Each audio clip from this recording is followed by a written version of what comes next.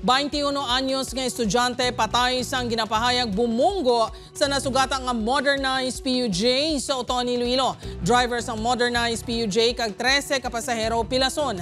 Si Kim Salinas nakatutok. Halos nawasak gid ang lawas ang sininga auto samtang wasak ang atubang nga porson sang modernized PUJ.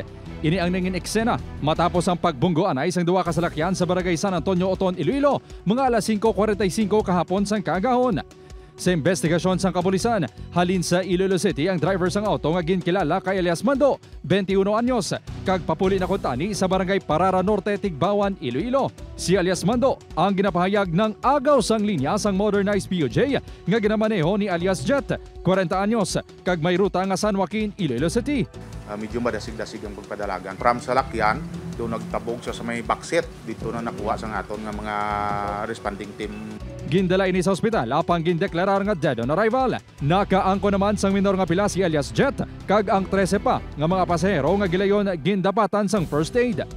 Base sa pahayag sang driver sa operations manager sang modernized PUJ, naga-easy-easy na ang auto antes ini bumunggo. Parayon ang pag-review sang kompanya sa dashcam sang ila salakyan. Liter S ya dagan bla. Nangagaw sa linya.